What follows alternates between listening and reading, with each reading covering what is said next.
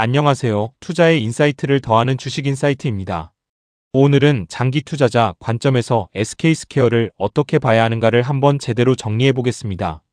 최근 한 달 사이에 SK스퀘어는 실적, 주주환원, 정책 기대감까지 여러 재료가 한꺼번에 겹치면서 변동성이 커졌습니다. 특히 2월 하순에는 10거래일 사이 종가가 53만원대에서 67만원대까지 빠르게 움직였고 하루 거래량이 약 100만 주 수준까지 치솟는 날도 있었습니다. 그런데 장기 투자자는 여기서 오를까 내릴까 보다 더 중요한 질문을 던져야 합니다. 바로 이 기업의 본질적인 가치가 무엇이고 그 가치가 시간이 갈수록 커질 구조인가입니다. 오늘 영상은 6개 파트로 진행합니다. 첫째, SK스퀘어가 정확히 어떤 회사인지 한 문장으로 정의하고, 둘째, 최근 한 달 주가가 왜 움직였는지 핵심 이벤트를 정리하고, 셋째, 실적과 NAV, 즉 순자산 가치를 숫자로 풀어보고, 넷째, 주주환원, 자사주 매입과 소각이 장기 투자에 어떤 의미인지 짚고, 다섯째, 앞으로 1년에서 3년을 결정할 업사이드와 다운사이드 요인을 체크하고, 마지막으로 장기 투자자 체크리스트로 결론을 내리겠습니다. SK스퀘어를 이해하는 첫 번째 키워드는 투자형 지주사입니다. 회사가 공개한 NAV 구성표를 보면 총 NAV 165조 7천억 원 가운데 SK하이닉스 가치가 160조 5,600억 원으로 압도적입니다. 쉽게 말해서 SK스퀘어는 여러 포트폴리오가 있지만 그 가치의 대부분은 SK하이닉스에 달려있는 구조라는 점을 인정하고 출발해야 합니다. 그럼 장기 투자자는 어떤 관점이 필요할까요?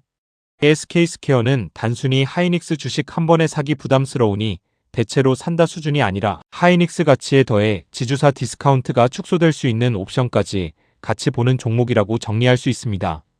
최근 한 달의 이벤트 키워드는 4개입니다. 첫째, 자사주 매입 1,000억 원 집행 완료입니다. 회사 홈페이지 주주환원 페이지에서는 2026년 2월 5일 기준으로 누적 매입 금액 999억 9,500만 1,500원, 진행률 100%로 표시되어 있습니다. 이건 단순한 호재가 아니라 회사가 실제로 주주환원을 실행하는 기업인지를 판단하는 신뢰의 데이터입니다. 둘째, 상법 개정 기대감입니다. 2월 9일에는 자사주 소각을 골자로 한 상법 개정 기대감이 지주사 주가를 자극했다는 보도가 나왔습니다.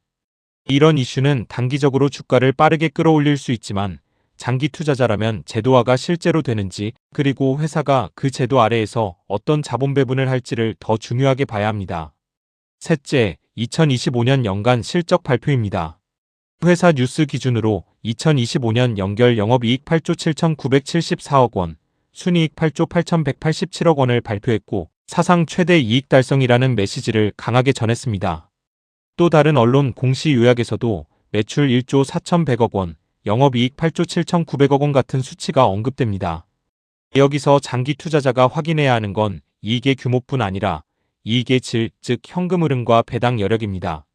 넷째, 정기주총 3월 25일 예정과 의향 공개입니다. 회사는 주총 집중일인 3월 25일에 개최하게 된 사유를 공시했고 감사 소요기간, 주주의 투표기간, 대내외 일정 등을 이유로 들었습니다. 주총은 종목의 방향성을 바꾸는 곳이 아니라 회사의 프레임이 구체화되는 곳입니다. 자사주, 정관, 이사 선임 같은 의안은 장기 투자자에게 특히 중요합니다. 이제 가장 중요한 숫자입니다. 회사 IR의 NAV 페이지는 2026년 2월 26일 기준으로 주당 NAV 125만 4,313원, 주가 67만 9천원을 제시합니다. 단순 계산을 하면 시장은 SK스퀘어를 NAV 대비 약 46% 할인된 가격으로 거래하고 있는 셈입니다. 이 할인은 장기 투자자에게 두 얼굴입니다.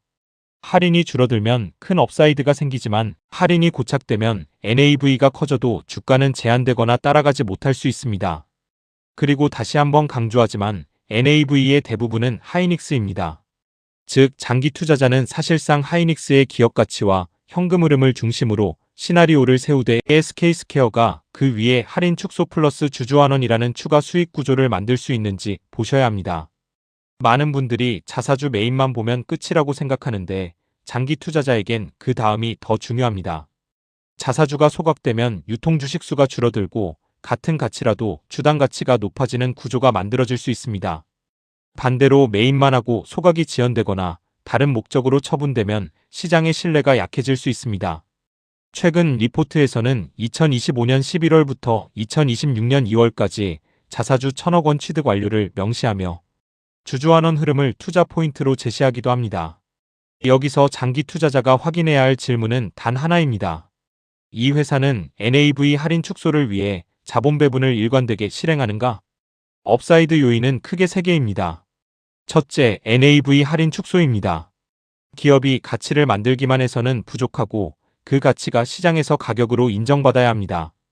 NAV와 주가의 격차가 줄어드는 흐름이 지속된다면 장기 성과의 핵심이 됩니다. 둘째, 배당 유입 증가 그리고 추가 환원 여력입니다. 일부 증권사 코멘트는 하이닉스 배당이 SK스퀘어의 배당 수입을 늘리고 주주환원 기대를 키울 수 있다고 봅니다. 장기 투자자는 배당이 늘면 회사가 무엇을 할지까지 보셔야 합니다. 재투자인지 매입인지 소각인지 또는 복합인지가 중요합니다. 셋째, 글로벌 AI 반도체 성장 투자 옵션입니다. 회사는 미국 AI 솔루션 기업 투자, 기존 투자 기업의 기업 가치 상승, 총 1,000억 원 투자 계획 등 성장 옵션을 강조했습니다. 다만 장기 투자자라면 기업 가치가 올랐다는 메시지보다 언제 어떤 방식으로 회수되는지 IPO나 M&A 또는 지분 매각을 중심으로 판단해야 합니다. 리스크도 정리하겠습니다. 첫째, 집중 리스크입니다. NAV의 대부분이 하이닉스에 집중되어 있으니 메모리 업황, 경쟁, 규제 변화가 흔들리면 SK스퀘어도 크게 흔들릴 수 있습니다.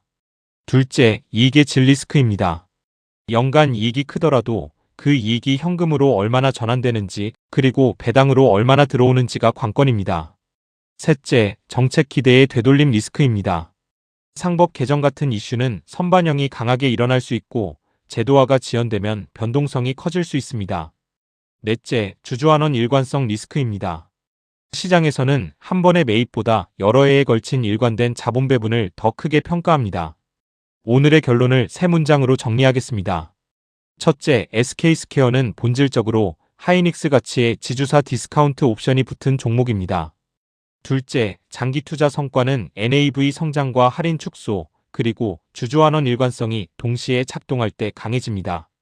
셋째, 그래서 장기 투자자는 주가의 등락보다 배당 유입, 자사주 매입 후 소각이나 처분 정책, 주총 의안, 그리고 NAV 구성의 변화를 꾸준히 체크해야 합니다. 이번 영상이 도움되셨다면 구독, 좋아요 부탁드립니다. 영상 내에서 언급되는 정보는 투자 판단에 대한 조언일 뿐 투자의 최종 판단과 책임은 투자자 본인에게 있음을 알려드립니다.